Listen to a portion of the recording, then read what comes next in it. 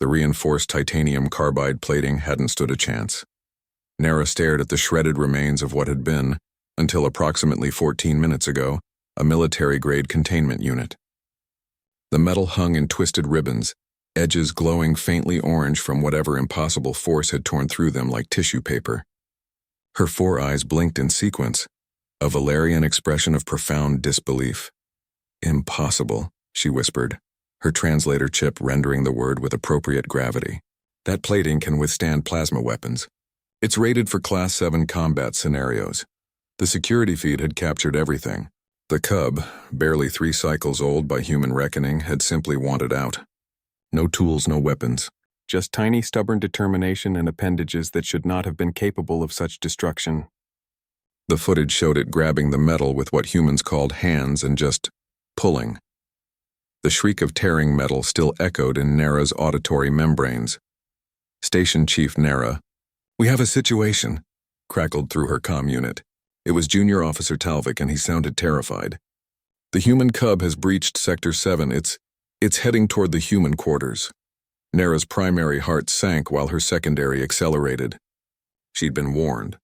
When the diplomatic vessel had docked 3 rotations ago, the human ambassador had been very clear. "Our young require constant supervision. Please ensure adequate containment." She'd assured them that their facilities were more than adequate. She'd been wrong. "Lock down that sector," Nara ordered, already running toward the lift. "Deploy containment foam and, Chief, it's already gone." It tore through the security door. There's a hole shaped like a small human." Nara's third eye twitched. "What do you mean, shaped like a small human?" "I mean it ran through the door. The reinforced door at speed. There's a perfect silhouette punched through the metal." The galaxy had accepted humans into the Galactic Council only 5 standard cycles ago. In that time, they'd proven to be simultaneously brilliant, friendly, and utterly terrifying. Their fragile-looking bodies contained impossible strength. Their soft flesh could withstand impacts that would pulverize a Valerian. And apparently their young inherited these absurd characteristics. By the time Nara reached the human quarters, a crowd had gathered. Station security personnel stood at a safe distance, weapons drawn but clearly uncertain. They parted for her, and she saw it immediately. Another hole. This one punched through the external door of the human called Callan's quarters. "Has anyone gone inside?" Nara asked. The security team exchanged glances. No one volunteered, of course not. Callan was human. The humans were officially designated as Deathworlders, a classification reserved for species that evolved on planets so hostile that merely surviving them required becoming apex predators. Earth had apparently been rated as a Class 12 Deathworld. There were only 3 others in known space. Nara squared her shoulders and activated her comm. "Callan, this is Station Chief Nara. We have a situation. Your offspring has escaped containment and may be in your quarters." A moment of silence. Then Callan's voice, groggy with sleep. "My what now? Chief, I don't have kids. I'm not even mated." "Then whose juvenile human is currently destroying my station?" More silence. Then, oh no. "You mean the ambassador's kid? Little Emma?" "I don't know its designation. I know it's approximately 1 meter tall, possesses impossible strength, and has torn through 4 reinforced barriers." She heard Callan moving around. "Yeah, that sounds like Emma. Chief, I'm coming out. Please don't let your people shoot." The door slid open, the proper way, using the control panel, and Callan emerged.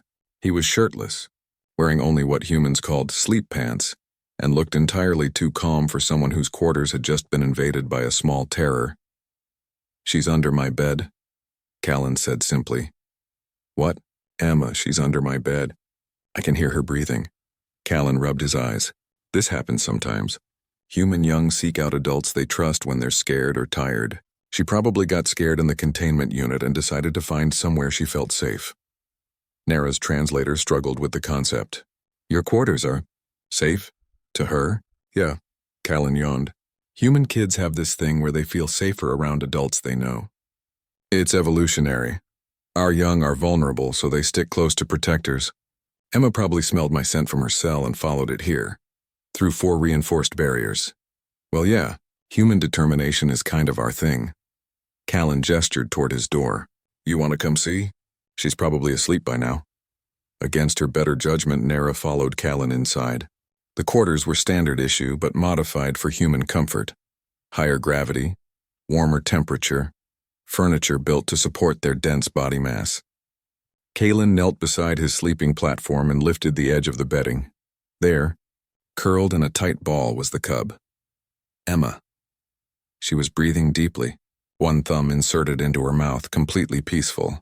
Around her neck was a torn piece of the containment unit, dragged along like a trophy. Security protocol, Callan said softly, noticing Nara's gaze. She took proof she escaped. Smart kid. Smart? She destroyed military-grade equipment. She's 3, Chief. She doesn't understand military-grade. She just knows she was scared and wanted to find someone safe. Callan carefully lowered the bedding back. Human children are tougher than they look. Evolution made them that way. But they're still kids. They need security, comfort, even if they have to rip through a few walls to find it. Nara's voice dropped to a whisper. What do I tell the ambassador? Kalen stood and stretched. Tell them their kid is safe sleeping under my bed, and that your containment facilities aren't rated for human young. No offense, Chief, but if you want to hold a human child, you need to make them want to stay, otherwise. He gestured at the hole in his door. They'll just leave. As Nara filed her incident report later that shift, she included a new recommendation.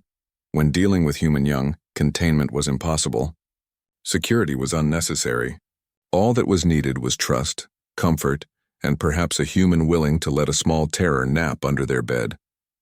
The ambassador, upon receiving the report, simply replied, Sounds about right.